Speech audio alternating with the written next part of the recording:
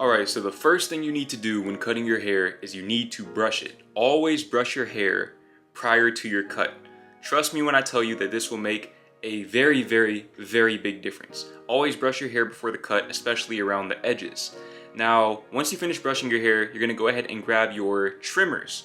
Okay, your trimmers are what you're going to use to create what is called the bald line, or the first guideline. Now you're going to put the first guideline a lot lower than you think you should put it. However low you think you should put that first guideline, put it about half an inch to a full inch lower than that. As you can see, I'm going below the corner. I'm going below the corner of my lineup. And the reason why you need to start so low is because you can always move your guideline up. You can never move it down. I learned this the hard way the first couple of times I faded my own hair. Okay, I was walking around looking like a Shaolin monk. So what you're gonna do is you're going to take that guideline all the way around your head. And of course you want it to be even, so make sure you take your time. It won't be perfect because you're not a barber. You're a regular civilian, you probably never went to barber school, otherwise you would not be watching this video.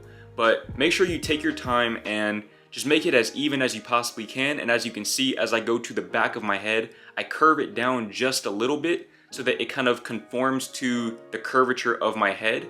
Unless you have a square, blocky head, then you want to make sure that you do the same thing, but don't curve it too much unless you're just looking for that specific look, otherwise known as the drop fade. That's a more advanced cut that I do not have the expertise to try for myself. But as you can see, this is how the first guideline came out. It's not perfectly even, but it's even enough. Now, after you create that first guideline, you're going to use the same exact trimmers to knock out everything that falls below that guideline, right? So this right here is pretty much the most pivotal part of your cut, is making sure that you clean up that bottom part, because that's going to be the most prominent part of your haircut, is that bottom portion. Everything that falls below that first guideline is going to be bald. Okay, I'm talking about bald. You can do a shadow fade if you want, meaning that you can use maybe a half guard or a one guard, whatever you want to do. But this video is about how to get a bald fade, because that's what I give myself, because it lasts longer. So as you can see, I'm just taking my time, being really careful not to push that guideline up, because again, once you push that guideline up, you can't push it back down. Right? Once you push the guideline up, your only option is to either move the whole guideline up or go bald and just wear hats for the duration of the week, right? So you want to make sure that you're taking your time. It's best to do it right than to do it fast. Okay, always do it right, and over time you'll learn to do it quicker. This cut took me around 30 minutes in total. So as you can see, I've cleared out most of the bulk. And once I get closer to that guideline, I'm actually going to start going down with the grain as opposed to up and against the grain. And the reason why is because if I'm going up and against the grain and I'm so close to that guideline, there is a very high probability that I will push the guideline up. And again, that is precisely the opposite of what we want to do. We want to keep the guideline exactly where it is and just clean it up. And you can see I leave a few little spots on the back of my head. I went ahead and cleaned those up after I finished the video. I didn't really see them because the lighting in the bathroom wasn't the best. But anyways, I'm making sure that I clean up everything below that guideline, just taking my time, using that trimmer. Okay, the trimmer is going to create that bald fade look, and I'm just cleaning it up. Okay, I'm trying to get all of the little loose stray hairs that fall below that guideline. And you can see this right here is the finished product. Now once you finish that, you're going to go ahead and grab your clippers and you're going to put a half guard, or me personally, I use a half guard for that second guideline, and I like to use a closed lever. Okay, the more open the lever is, the less hair the clippers will cut. But me personally, since I like to go for that skin fade, it's better to have a softer transition. So as you can see, I'm just going up and against the grain to create this second guideline, and I'm putting it roughly 3/4 of an inch to a full inch above that bottom guideline. And again, you want to take your time with this, especially this guideline right here. It's very easy to mess this one up, but you want to make sure that you're taking your time and really just being intentional with every single move. Now, as you can see, sometimes the clippers might not necessarily cut as much as you would like them to, or it might not really cut at all. If that happens, the best thing you can do is change your angle of approach, meaning try to approach the hair with the corner of the clippers. And oftentimes that will do the trick. Worst case scenario, you go down to the next available guard. But as you can see, I'm just going all the way around my hair and creating that second guideline. And me personally, I just like to have 2 guidelines because I have a small head. I have a head like a red bean. So I just like to do 2 guidelines and have my fade a little bit lower. I like the low fade look myself, but again, you can always move your guideline up. You can never move it down. So if you would like to have a higher fade, then by all means, feel free to move the guidelines up. But I would still highly suggest that you start off lower than you think you should. Now, as you can see, I'm just knocking all of that down. I'm knocking down all of the hair that falls between the first and second guidelines, and all of that is going to be a half guard.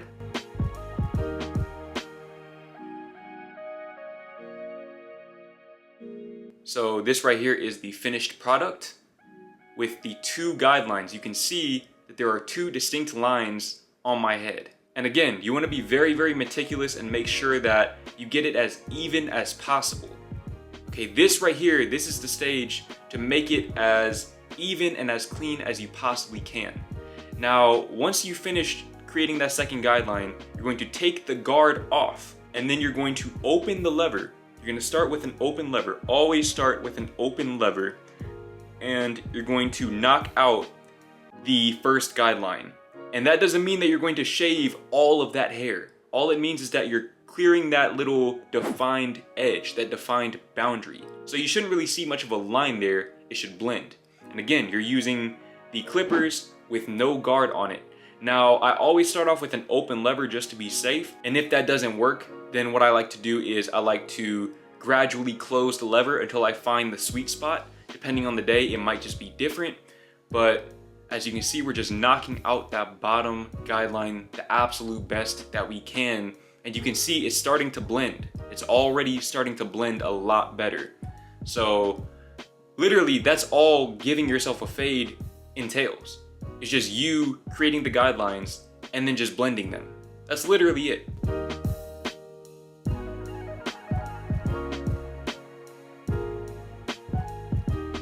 So now you're gonna go ahead and take a 1 guard, or in my case, I use the 1 guard, and same rule applies. Always start with an open lever and gradually move to a closed lever.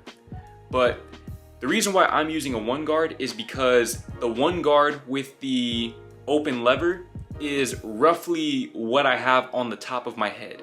So whatever you have on the top of your head, you want to go to the next lowest guard. Or if you have an open guard, you want to go to a closed guard to blend it. So for example, if you have a 2 on top instead of a 1 like I have, then you should use either a 2 with the closed lever to blend the second guideline, or if that doesn't work, and again, always try the higher of the 2 first because you can't put the hair back on your head once you've cut it. But if that doesn't work, then you'll go to a 1.5 guard with the open lever. And if that doesn't work, then you gradually close the lever.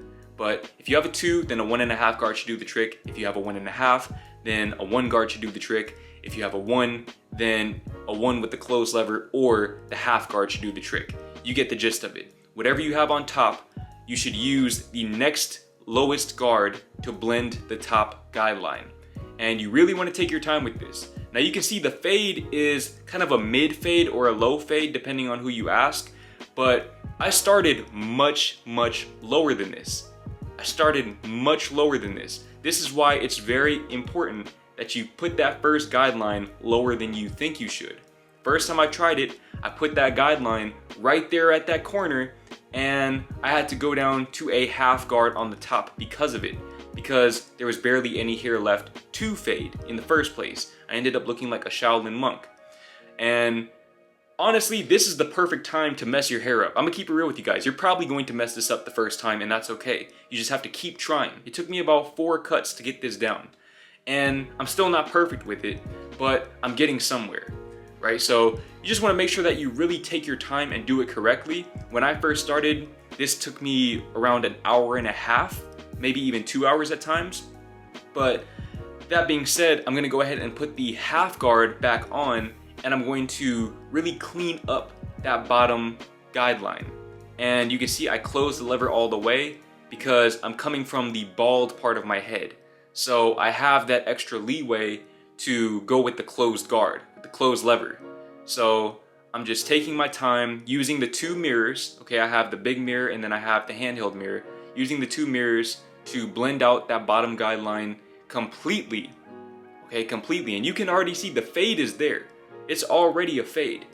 If you went to Sports Clips, this is probably the finished product.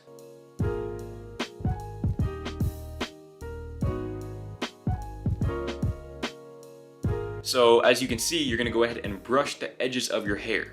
Make sure you brush the edges of your hair because that is imperative to giving yourself a clean lineup. Now the key to giving yourself a clean lineup is to follow your natural line. Meaning that you should not push your line back in order to make it look more crisp or more clean. Now, it's worth noting that if you have a tighter curl pattern, then you're probably going to want your lining to be more crisp.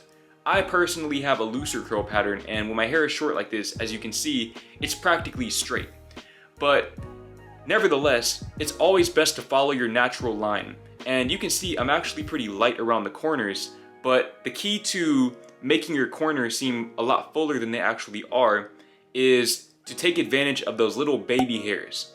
When you cut the baby hairs, when you trim the baby hairs rather, and you line up around them, you follow that natural line, the contrast effect of having the baby hairs to the clean lineup makes it seem like your hair is fuller than it actually is. I don't know if I explained that properly, but if you try it for yourself, you'll see exactly what I'm talking about. Like I said, I'm pretty light around the edges, but if you just looked at me straight on, you wouldn't really be able to tell because of the edge up.